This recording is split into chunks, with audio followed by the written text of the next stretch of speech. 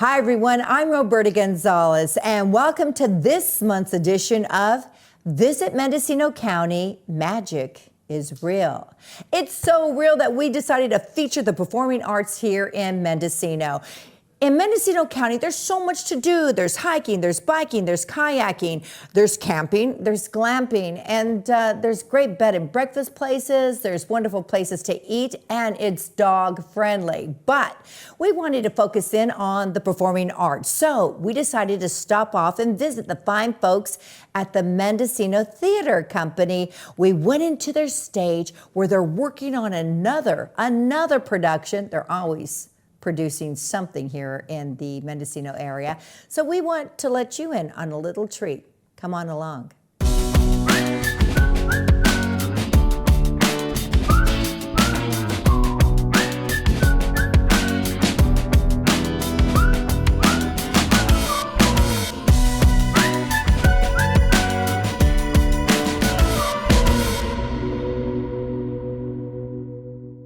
An afternoon drive, and off Little Lake Street in Mendocino, you'll find a charming, well-used, quaint theater, the Mendocino Theatre Company. I wanted to learn more about the company. Meet Bob Cohen, Betty Abramson, and Beth Craven. First off, who would like to tell me about the Mendocino Theatre Company and how long it's been here? Oh, I would.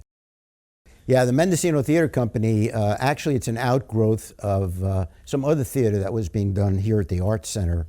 And in 1976, a group of people who were theater artists here came together to form the Mendocino Theatre Company. There's a man named Don Murray who was really sort of the catalyst for that group coming together. And the first production actually was in the spring of 1977, and I showed up along with about 30 other people in what's now our lobby, which was sort of a green room then, and I showed up for the auditions for this German pot boiler called The Visit, and got cast as a 65-year-old guy when I was 37, that was our first production, and it was done on this stage. On this very stage, and it's been going strong ever since. Yes, and if you could go down through the paint on that stage, you'd see about 200 and some odd productions. So Beth, what brought you here to the Mendocino Theatre Company? Good question. No, I've been coming to Mendocino for many years. My husband and I moved out here from the East Coast in 1978. And one of the first places we started coming was here. And interestingly enough, because we were both theater people, I mean, we'd come from a theater company, our first theater company, and had quit theater forever, ha ha ha. And so we moved out here and we came up here and we saw some plays here in this theater. So last year when a friend of mine who lives up here, and Betty as well, I was informed that they were looking for a new producing director, and I had just given up a theater in Sebastopol that we had run for about 11 years. And went through COVID and was bored out of my mind. And I said, I got to get something to do. So I came up here to interview, went through some interviews, and here I am. That's lovely. And please, Betty, tell me about your association with the Mendocino Theatre Company. I moved up here about 30 years ago, and one of my goals in moving here was to pursue my dreams. I had been involved in theater when I was younger and in college, and then put it aside, and I came to the Mendocino Theatre Company thinking I might be able to do something if they needed me. And needless to say, I haven't rested since. I thought that I would be an actress, but there were people who actually recognized and introduced me to backstage and production, and I became a stage manager for many years. And then I worked my way into becoming a director, and so now mostly I am a director and I'm an artistic director for the theater. So you were able to unearth talents you were not even aware you had.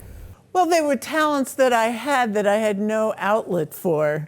The living room and the dining room and your friends is only so much. Well, you could practice your directing skills at home in the kitchen by set the table, get me that pot.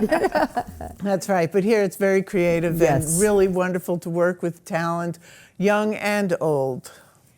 That is the beauty of the Mendocino Theatre Company. I have found it's not just for the locals, although you can immerse yourself in it, but you can introduce this company to tourists, to visitors. Oh, absolutely. Yes, absolutely. In fact, last summer we had a show that was just, we literally couldn't get all the people in the door.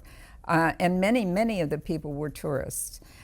So for sure, I was a tourist when I first started coming here. So yeah. We did some research a few years ago, I remember, and I don't know how many years ago now, but it showed that our audience was pretty much 50-50 local and out of town, which surprised the hell out of us, to tell you the truth.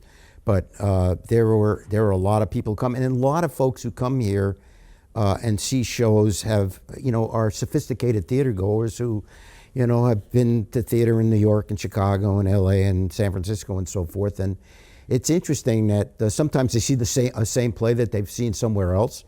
And they say, well, I really enjoyed myself a lot more here because it's so intimate. I mean, you're really right on top of the stage.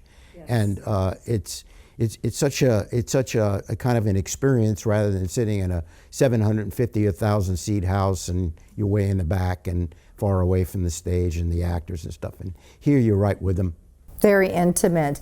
What I found fascinating is when I moved to the Bay Area in 1996 from Chicago, my real estate agent just took me around and showed me the neighborhood and showed me the main street and how the schools are #1 in their area. You actually have real estate agents, and I believe you have right by you over there, I Beth. do. Yes. An example, real estate agents bring prospective people who are moving to Mendocino County, or Mendocino in particular, or Fort Bragg, right here to the theater. And why is that? Well, for one, I mean, we're a small village and there's not a lot of nightlife. What there is here is very good. We have really good music scene and the theater. I mean, so rather than do a lot of things that people might ordinarily do during their, some people are up here camping. Yes. You don't, I mean, or glamping. Or glamping. And they want to have something, to do. And I think for real estate people, that's a draw when they're selling property. Yeah, and they have it right there, huh? Here's the real estate magazine for this month. Yes. And we're the cover story on it. And it talks a lot. It's a big article. It's like a 4-page article. And it talks a lot about the origins of Mendocino theater. And these are all examples of some of the posters that have been coming around for 47 years? 47 years. 47 years. Yeah. Oh, if I may, for all you that are listening on audio right now to this podcast, or even watching video-wise, if you hear some background noise, that's because this is a working set. Yeah. And you have a production coming up, that's right. As you do all the time, right? Yes. Yeah, you have a number of different shows, so if you hear a little banging or hammering, that's because they're working on the next presentation. So as a director, Betty, you're also an actress, and what do you have coming? Sometimes. What are you looking forward to in 2024? Oh, 2024 is going to be a very exciting season. We have a variety of shows. We're opening the season with a show called Born with Teeth, which Beth is directing. It's an excellent story, and the characters are William Shakespeare and Marlowe. Yeah. And so there's history and humor. And then the second play is a play called The Children, which is a very interesting, thought-provoking story about responsibility, older generations' responsibility with younger generations. Then we move on towards the summer, and Bob Cohen is going to direct a classic, 1,000 Clowns. My goodness. A classic play Then we move into a play about climate change and women's identities, and it's called Hurricane Diane. Oh, goodness. I thought you were going to say Hurricane Roberta. So thank you. No, Thank you very much. only Diane, only Diane. And then finally, at the end of the final adult production, we're doing a play called The Thanksgiving Play, which is about a school that needs to do a production about Thanksgiving and be politically correct. And it's a comedy, and just about everything you can think of that Could go wrong will go wrong with that. Along with all of that, we're going to be having youth productions, and we're also going to bring back Woody Guthrie's American Song. You guys are busy. We are really busy. You came up, Always. you moved to Mendocino to get some fresh air and to relax. That is not happening because you're inside here at this wonderful That's right. theater. So, Bob, you come from big city New York. I do. Yeah, where you had your theatrical experience there. How does, you can't compare apples and oranges, but what are you getting out of, what are you embracing out of your experience here for the past 40 years? Obviously you like it, you've been here a while. My Aunt Kate took me to see South Pacific on Broadway in like 1949, the original production. I was 9 years old. Wow. And Mary Martin was in it. And Oh my goodness. H.O. Pinzer was drinking too much, so he wasn't in it. That happens, doesn't it?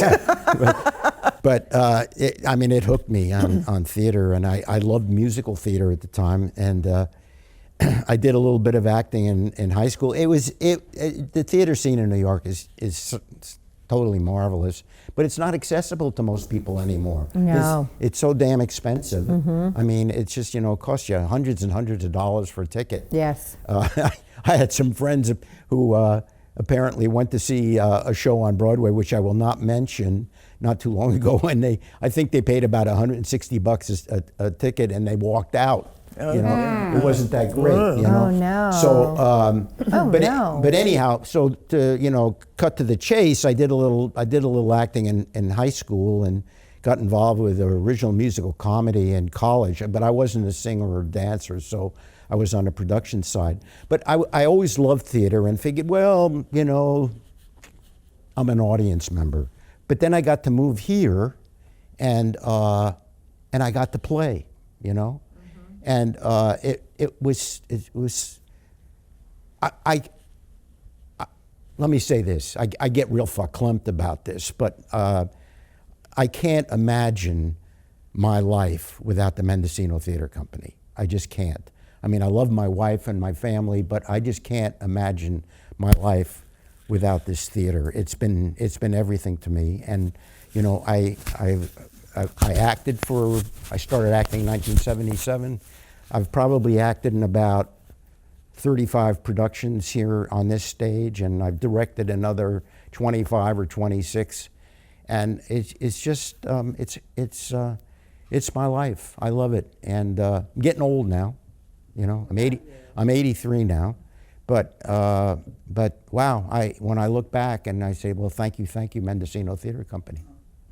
I'd like to say one more thing about what people can do. They can come. Are you going to make me cry? Yeah. No, I'm not going to make you cry. Twice already. They can come and attend theater. Yes, that's right. Absolutely. I mean, that's always a Yes. challenge. The interesting thing around here is, even in a small community like that, there's a very relatively small percentage of people who actually come to the theater. I don't know, it's boring. I don't want to do that. So there's all of that kind of stuff that goes on, and we need people to come to the theater. From performing in the theater to dancing in the trees, this is Mendocino County. Magic is real. In the heart of Mendocino, the seasons unfold, painting the landscape in vibrant hues of green and gold. As summer awakens, Lake Mendocino mirrors the blue skies above. Here, ancient oaks skirt the water's edge, and wildlife dances across the water. This is a place where peace finds you, and the soft lapping of the lake's pulse sings a song of summertime. Mendocino, magic is real. Welcome back. Relax and enjoy a performance where redwood trees are part of the show.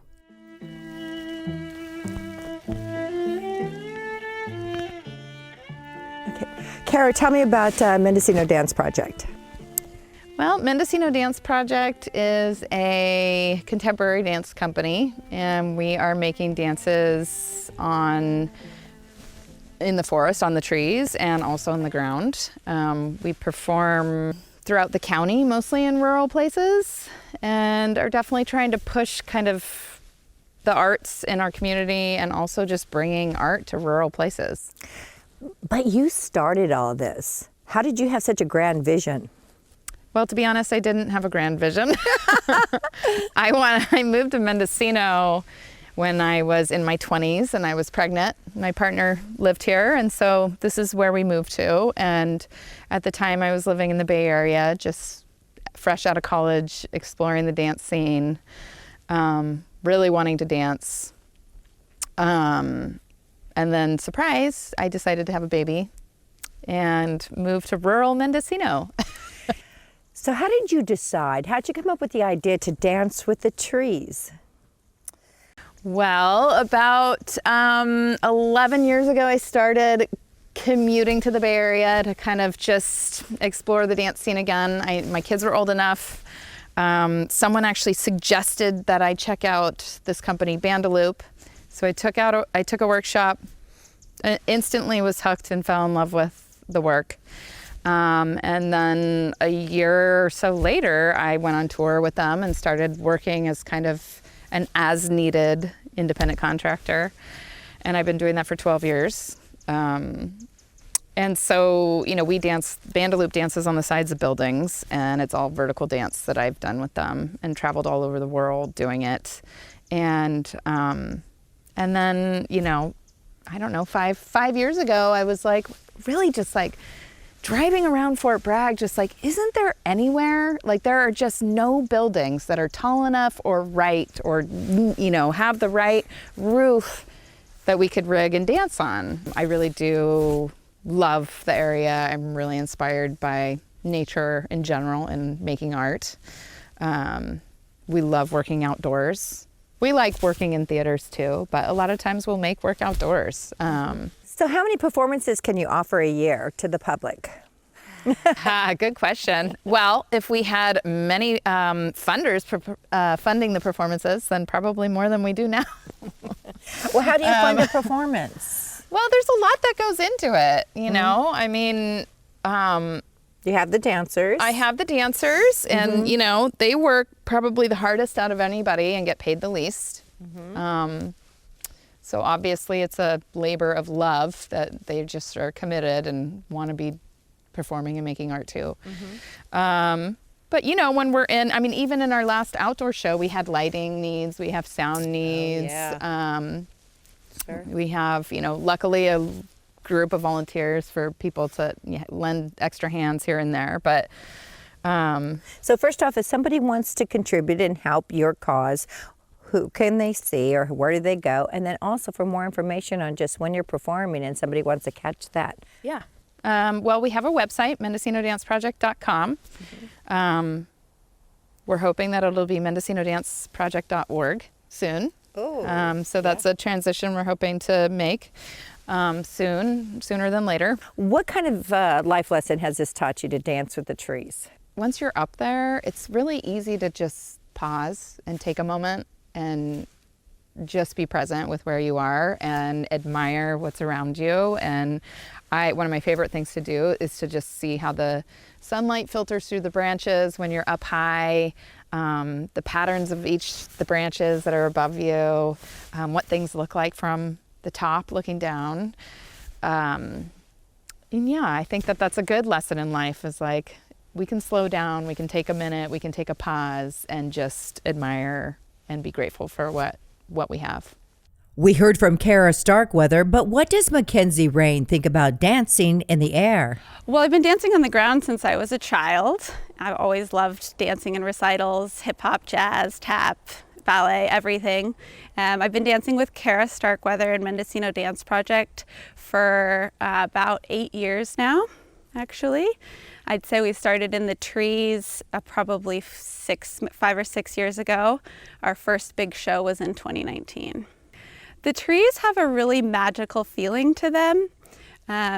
It's very different than when you're in a theater performing a dance, because we have nature all around us, and the audience, I think, really feels like they're a part of it when they're watching, because they're in this space as well.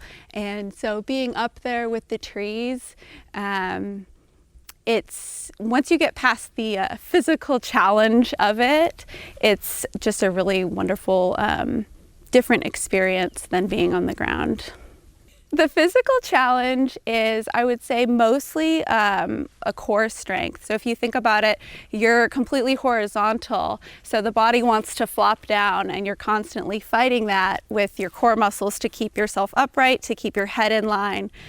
You're trying to look natural as if you're standing on the ground, but really you're standing sideways. So there's a whole lot of like neck, back, core muscles that you really have to strengthen in order to do it in a balanced and relaxed looking way. What would you say to somebody who has never seen a performance like this before? I would say that it's a special experience that most people have never seen anything like it, because they will feel like they're really a part of it. I guess I said that already, but it just really brings you in and draws you into the whole experience when you get to be here. Back on the ground, a trip to Ukiah, where students are the stars.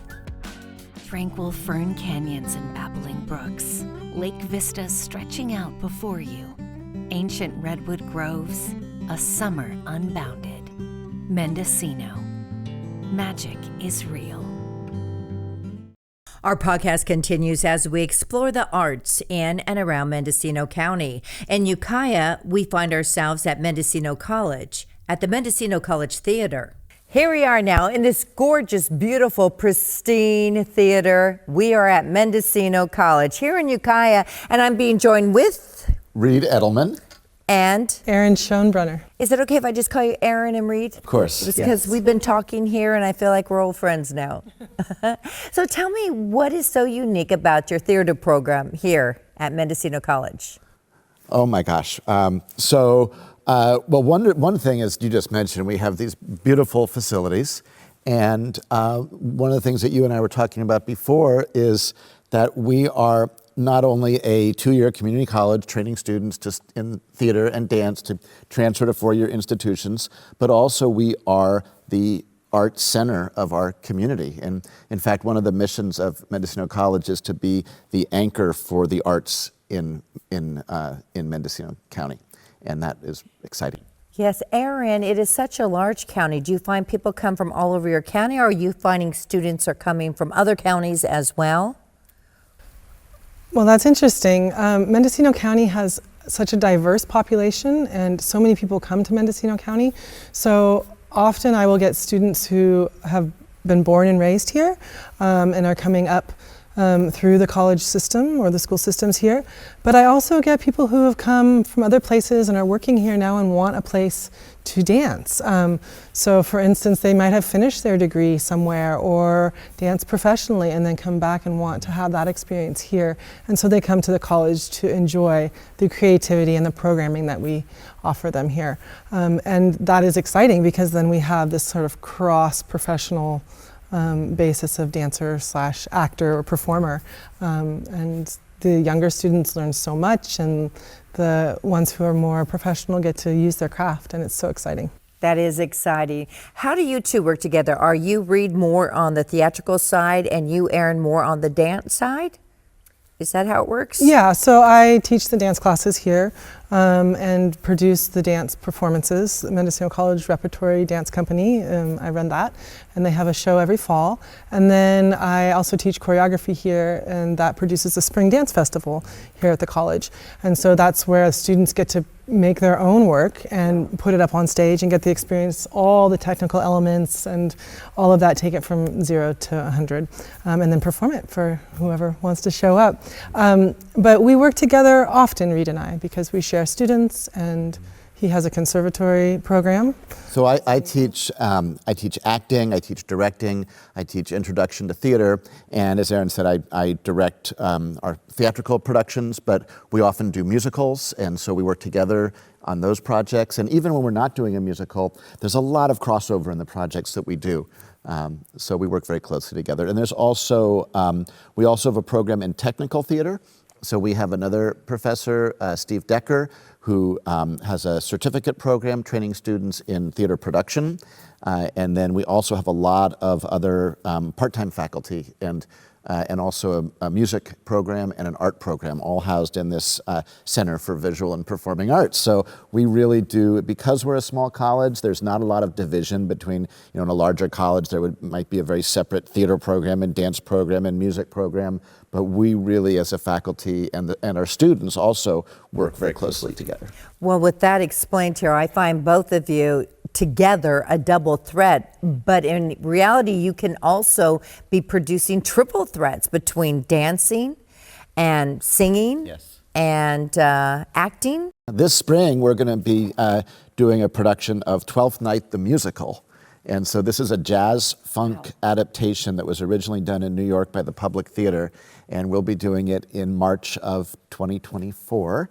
And Eryn will be choreographing, I'll be directing, our music faculty will be involved with the musical elements, we'll be on this stage with the students, we'll build all the scenery and do the lighting, and it'll be a real extravaganza.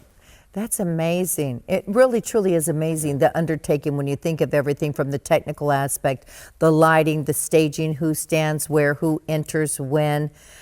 It's incredible, the knowledge the students today can walk away with. But how has it changed? Both of you have been teaching here over 20 years. Yes. Oh, How has it changed? I mean, when we talk about the I haven't music. hit the 20-year mark yet. Oh, close. But talking about the musical aspect, I mean, we're going from something from 12 Nights all the way into perhaps rap. Yes. Yes. So you have to stay on top of your game as well. Yeah, for sure. Art evolves, and there's a in the moment feel to what is happening. But we also, I mean, what I love about this program is that they get to learn not just the contemporary art form, but I know my classes, and from what I know about Reed's classes, we really look at the history of theater and dance and how that affects the current. And with that, they get a very broad knowledge of what's possible, what's happened, and from there they can jump into what they resonate with and how they want to move it forward. And for me, that's very exciting, to know where it's come from, to be present in the moment, and then to move that art forward. And that's where art becomes the magic that it is when we move it forward. Between the two of you, over the years, have you seen that one student stand out where you kind of go to each other, wow, did you see that? Did you see that person? Do you have that feeling, that experience?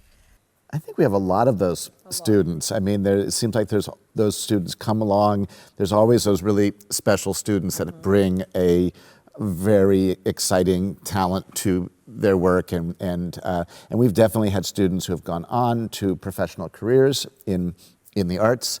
But as you and I were talking about before, I also am just as proud of the students who maybe go off into a whole different field. And I think I feel very strongly that what the students learn here, it's great if they go and become professional actors or dancers or directors, but we also have a lot of students who become educators and also who go into any other field, and they've learned from their time here, they've learned how to think creatively, they've learned how to work with other people, they've learned how to be disciplined in their work habits.